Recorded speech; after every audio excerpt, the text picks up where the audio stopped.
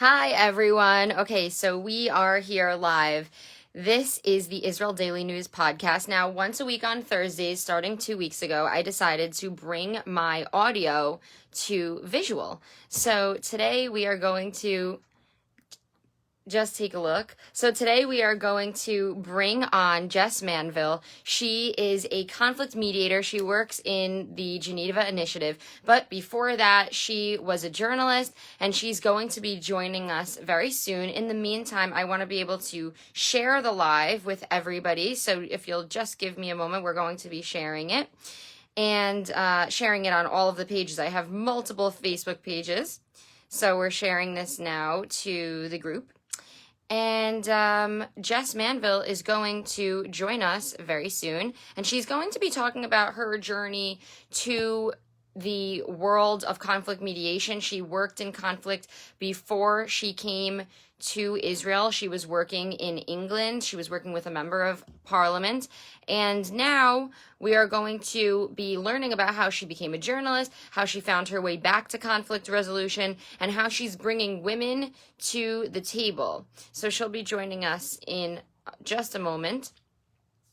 And we're going to be able to ask her questions about how she got to where she is and why it's important to bring women to the conversation. Now, if you don't know much about the UN or conflict resolution, you might not know that it has been only recently that women have been invited to this conversation.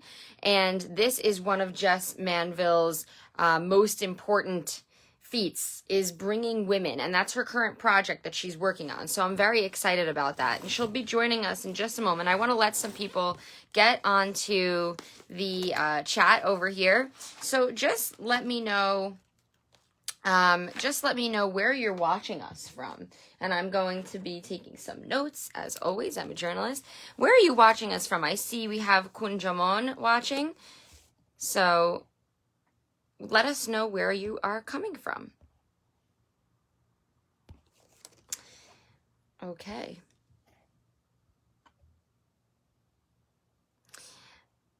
If you just want to write in the chat where you're coming from, and we'll get started very soon. And we're going to bring our guest speaker on. She's not joining us yet, but she will.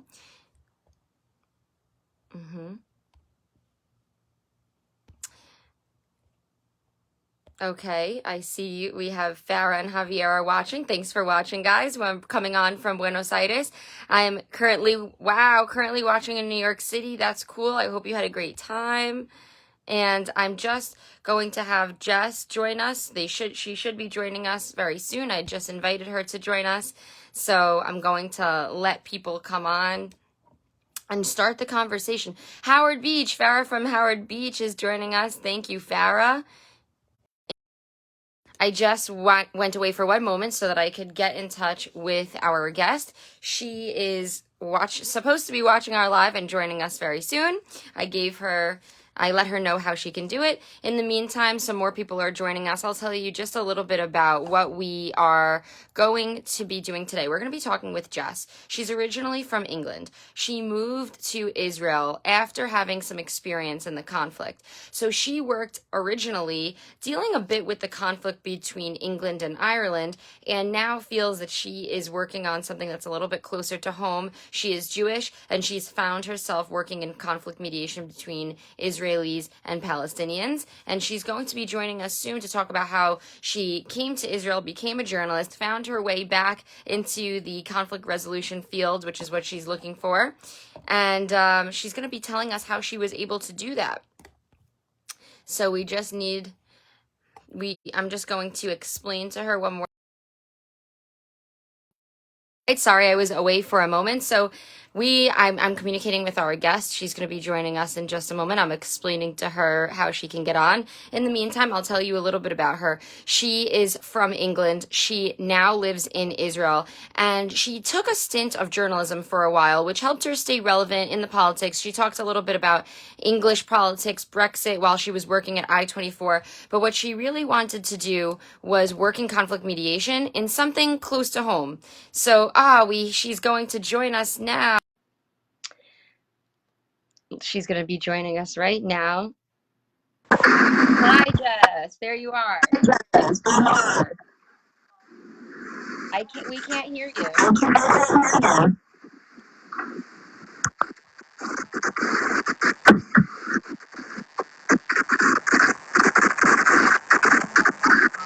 We still can't hear you. Do you have your mic on?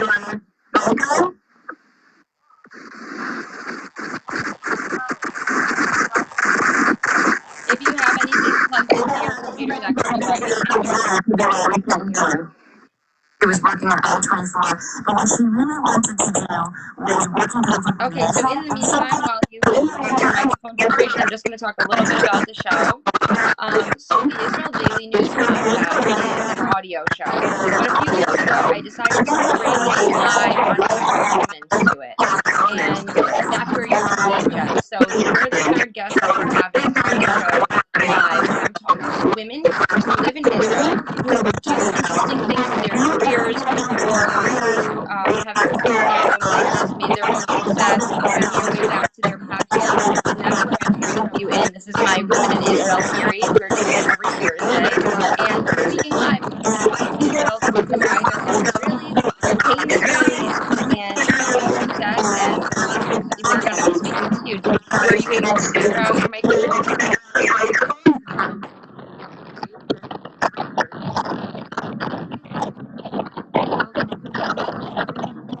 If you have multiple Facebook Lives running at the same time, maybe that's why you're having some, no.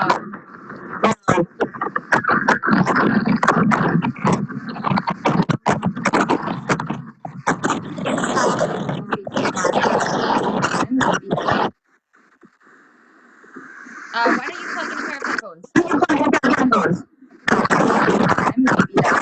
meantime, I'll explain a little bit about you. So I'm just going to go grab a pair of headphones. In the meantime, Jess works with conflict mediation, and her biggest project that she has going right now is bringing women to the table to talk about conflict in a way that hasn't been done before. So a lot of the times, these conversations that are happening at the UN are run by men.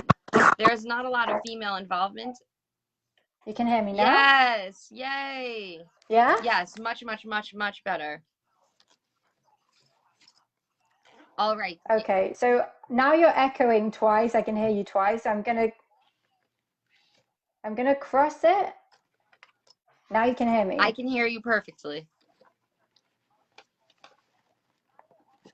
I can hear you perfectly. And also, if you have the Facebook Live open twice, maybe if you have it on a browser and you also have it on your phone, or if you have it open in two different windows, that could be why. Okay, wait, I think now it's working. Okay, excellent. I have no idea why it was so hard for me to... No problem. So let's get started. Why don't you tell us, well, do you need a moment? Okay, sorry, it's also echoing again. I'm really sorry for this technical. No problem. So in the meantime, 1 second, I'm gonna cross, I'm gonna leave and then connect again, okay? Okay. Yeah, sorry, I apologize. All right, so our guest is going to be back with us in just a moment. I want to suggest that anybody who may have a question should write it in the chat, and I will be really happy to ask it for you. So if you have a question about conflict resolution, how to follow your dreams, how to pick up in the spot that you were hoping to have in a new country, you should ask those questions. And I think that one of the exciting things about coming to Israel is that there's so much opportunity. And also, it's nice for people to be able to find their passion that connects with their identity and their nationality. So Jess is going to be back with us right now. She's coming on. So Jess is she is the Director of Foreign Affairs. Hi, Jess. You're the Director of Foreign Affairs at the Geneva Initiative. Is that right? Yes, and I think finally I managed to connect, and it's not echoing right now. Okay, excellent. Amazing. So, okay, perfect. So sorry about that, Shanna. I'm really sorry, everyone, for keeping everybody waiting. No, that's okay. That's okay. We're going to move past it. So first, let's go right into it. Tell us about your story. You were telling me a little bit in our pre-interview about how you were working with the conflict in England as it pertains between England and Ireland, and now you're working on something that's a little bit closer to home, a little bit closer to your identity. Yeah, so actually, I kind of started my work, as you said, working as an advisor to a member of parliament whose portfolio was focused on Northern Ireland. And this was kind of like my first job in the field. And it was really interesting because actually the conventional thinking is that because there's a peace agreement in Northern Ireland, that everything is resolved. But in reality, it's not the case because it's still a society that's emerging from conflict. And it's still a society trying to deal with the legacy of its troubled past. So it was a really interesting context to work in. So I was working in Belfast every week, working on issues related to intergenerational trauma with young people, looking like working with those who didn't benefit from the peace dividend that they'd been promised, issues of segregated schooling, cycles of poverty. And for me, it was just really interesting to see, firstly, how the Israeli-Palestinian conflict features heavily there as a symbol, which I found really interesting. You walk around Belfast and you see Irish flags, but also Palestinian flags. Like it's really common. And as part of my work, I was meeting with politicians, including someone called Martin McGuinness, who was a central figure in the IRA, which is the Irish Republican Army. And for Absolutely. many people in Northern Ireland, he has a lot of blood on his hands. But he was the deputy first minister of Northern Ireland. I mean, he passed away last year, but it just showed that despite like difficulties in healing the past, that societies can overcome these issues. And that's why it kind of motivated me in a way to continue working in this field, and especially in a conflict that I have a deep interest and connection to, which is the Israeli-Palestinian conflict. So that's So very so interesting. And I'm glad that you were able to work on something that's a little bit closer to you. Do you feel that having this root and this connection to a people has made your work more intense, more emotional? when you say a connection to, you mean having a Jewish identity and Yes. and wanting, for sure, yeah, because I feel that my identity is tied up with the state of Israel, and for me, it was important that if when I came and moved here, that I was involved in something that was constructive and adding, positively to society here. Amazing. So adding something positive to society is very important and very possible in Israel because it's such a young country. And I always say that anybody who moves to Israel, anyone who supports Israel, can literally, no matter how big or small, make a true impact on the future of the country, on the future of the community. Tell us, why is your work right now important? Why is it important to you to work with women? And can you tell us a little bit about your project in which you're bringing women to the table? Sure. So firstly, just to give an overview, because I'm sure a lot of people don't know what the Geneva Initiative is here, because you're joining from different countries. But we're a joint Israeli-Palestinian NGO working to promote the two-state solution in both societies. So we're based out of Tel Aviv and Ramallah, and we work jointly. And we do this mainly through peace education, by bringing different people together from all walks of life and professional backgrounds, young people, female leaders, as you said, Russian speakers in Israel, ultra Orthodox members of the ultra Orthodox community, and I could go on and on, but I'll stop there. So as you mentioned, one of our specific projects is working with women, and it's actually working with women in the context of Israel and with Palestinian women is really interesting because, I mean, taking it from the Israeli perspective and also the Palestinian perspective, women have been traditionally excluded, as you mentioned at the start when I couldn't connect, from the conversation around peace and the conflict. And it's true around the world, but it's particularly visible in Israel, where there's a dominance of this kind of militaristic society. And it means that security issues kind of take precedence in a way. So this limits the space in which women can contribute because, number one, men, the negotiations themselves have tended to focus on issues like borders or military or weapons. And two, the second thing is that men tend to have ascended to the highest positions in the army and are seen as more competent and capable in dealing with these issues. So, I mean, don't get me wrong, women are involved in some way, but they tend to assume a more kind of auxiliary or behind the scenes role. So, I mean, you look at Israel now, you look at the elections and you look at, parties, and you don't see one woman leading a party. I mean, maybe Orly Levy from Gesher, but, women aren't assuming the kind of decision making roles. So this is kind of, something that's really missing here. And that's part of the project. And it's kind of trying to rectify that issue by educating, motivating, and empowering women on both sides to take more of a role in the decision making process. Because, I mean, yeah, just to end that, basically history and research continues to show that when women are involved in the negotiation, it has more of a chance of succeeding and also more of a chance of sustaining.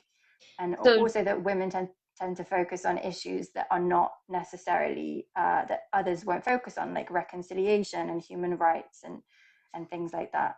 So that was actually going to be my next question. I have two parts of this question. Now, for somebody who I would love for you to, as my screenwriter teacher used to say, make a movie in our minds. So your organization is bringing women to come and talk about issues.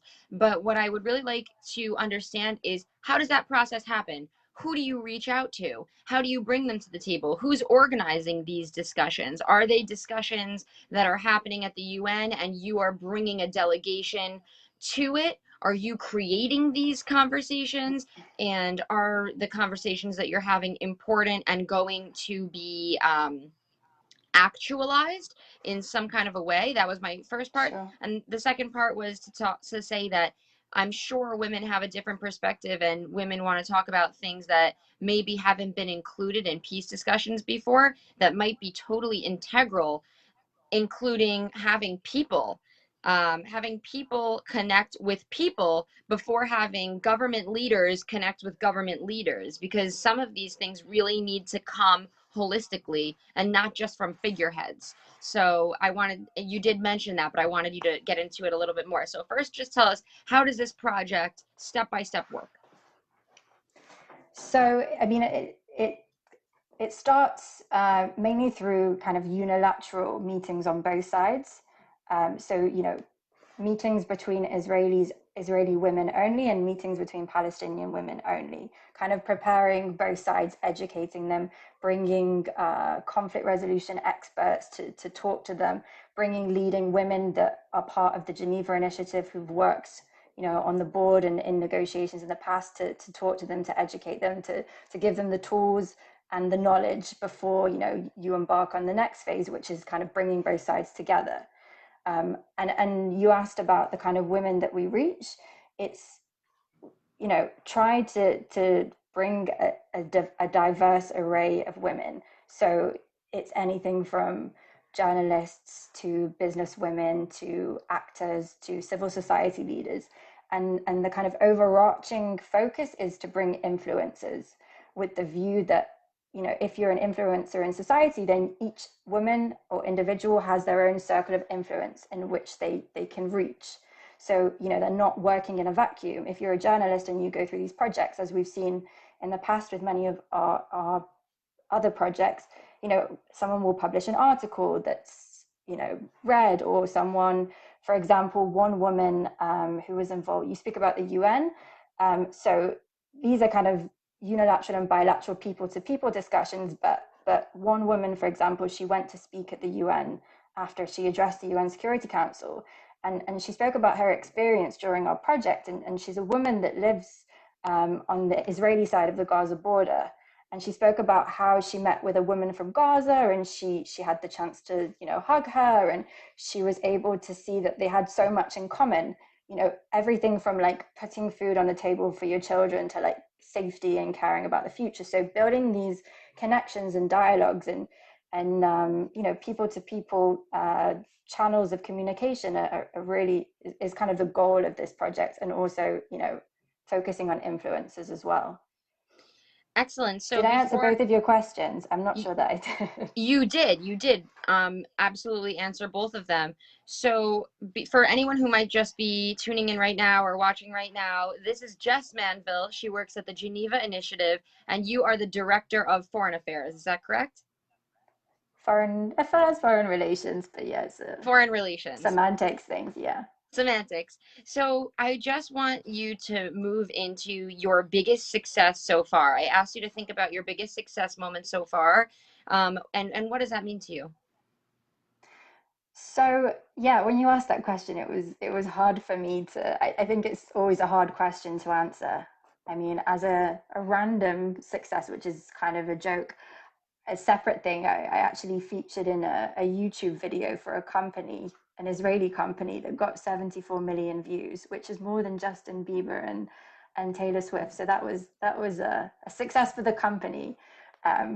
But really, I think I would say that it's hard to pick, and there are kind of a lot of small successes that define. It depends how you interpret success. Well, we want to hear Um, what is your interpretation of success in sure. your role? What does success mean to you? Is it that instance of those two women hugging at the border? And kol hakavod for having 74 million views on your video. What was that video for? It was a Monday.com commercial. It was just a thing I did. It was part of my kind of career path in Israel, and doing random things before finding the right route. Okay. Um, but I think in terms of success, I think that I would say I feel really lucky to firstly have known the direction in which I've wanted to take my career path from an early age, and having been able to make that happen, and feeling really privileged to work for the Geneva Initiative, which is directly aligned with my values and beliefs. And I feel I'm doing something really constructive and positive, and part of an organization that's working to change the status quo on the ground. And sometimes, whilst it's really hard to see the bigger picture when you come up against like political forces Sure. or diplomatic challenges that are much, much bigger than you, I think every day there's something small that reminds me that I'm in the right place. And as you said, whether it's a conversation between two people, an Israeli and a Palestinian, or a realization, or someone will say thank you for that meeting. It really changed my perspective on X, Y, and Z. Or I don't know. One example was a Haredi woman, a religious Israeli woman. She said after a meeting that she really felt she had more in common with the Palestinian religious women than the other Israeli women, because they shared the same kind of societal and political participation barriers. And yeah, I feel I get to work with Palestinians on a daily basis. I get to see real proof that there is a partner for peace on the other side. And like I know from my work, the conflict is not a zero-sum game, despite what people might say, and that there's really kind of a possibility to reach compromise, and that it just takes political will and perseverance. So I'm not. I guess it's kind of successes that fit with my goals and successes that I see in my work on a daily basis. So it kind of all meshes together.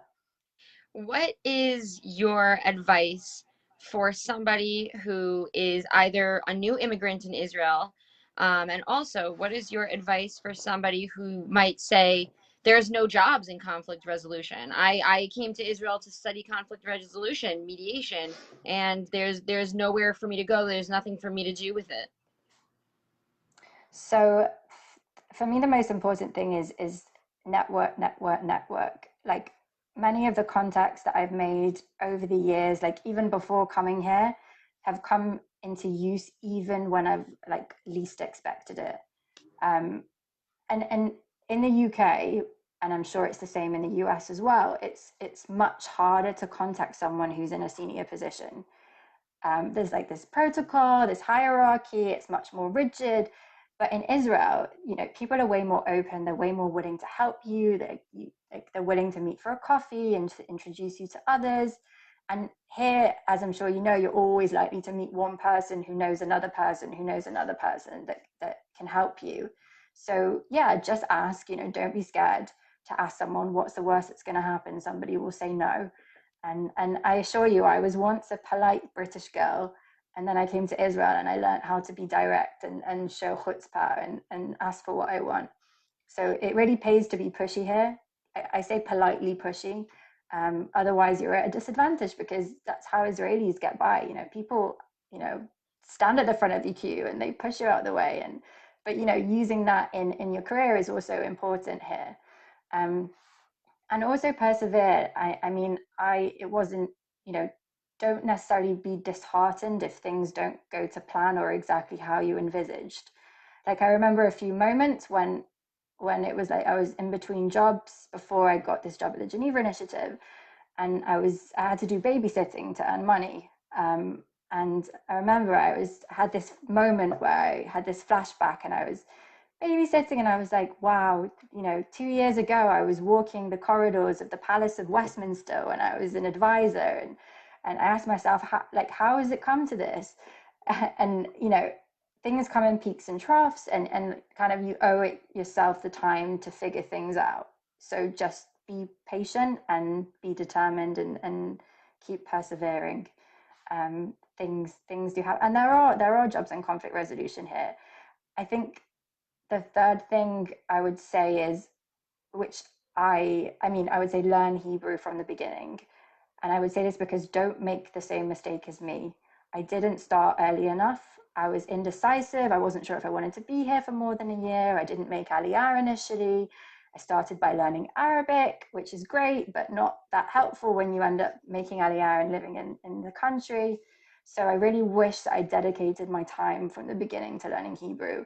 And I continue to play catch up as a result. And I would just say, if I had my time again, doesn't matter if you're here for 6 months or 6 years, just start, because it will help you on a daily basis. And for sure it helps with getting jobs in the field, and it opens up more doors, because for English speakers there's only a specific number of jobs in conflict resolution, whereas if you speak Hebrew, then you have more doors that are open to you. Unbelievable. That was all excellent things that I think whoever's watching us will help. I mean, you can apply that to any field. We did have a question from the crowd. Are you willing to take it? Sure. Okay, let me just scroll up here and I'll read the question. In which stage of the conflict resolution process would you say that the conflict between Jews and Palestinians is? How is the communication? Are we negotiating for a solution? Mm-hmm. So I would say from kind of my daily work that the majority on both sides, people want peace and a two-state solution. Opinion polls continue to show that that's the case, that the majority want peace full stop, and also that the two-state solution is the most preferred option. The issue is that people don't believe that it's possible because there's not been negotiations for 7 years since 2013 or 14 from the Kerry talks, and there's been confrontations and violence, and there's just an absence of discussion. But the people want it, and unfortunately we're not in a situation where we have the political leadership on both sides that are willing to take the risk. But I do think that the year ahead provides opportunities with the new diplomatic circumstances under the Biden administration, the new kind of normalization agreements, the Abraham Accords, which have been obviously criticized by the Palestinians, but it creates a new diplomatic and regional framework that's more positive than the kind of the years under the Trump administration. So the people want it, and for sure, if their leadership is willing to advance, then there are opportunities to resolve the conflict. Excellent. Thank you so much for your time. Is there anything else that you wanted to share with us before you go? Happy New Year, and I hope that 2021 is a better year for all of us, not only for health but also for peace. And thank you for having me. Thank you for being with us, Jess. This was awesome. It's great to get a little glimpse into what you do, and also the positivity of feeling that we are on the road to success in a peace deal and potentially a two-state solution if that's going to be the winning idea. So thank you for sharing with us. Thank you so much, Shannon. Take care. Happy New Year. You too. Bye bye. Bye.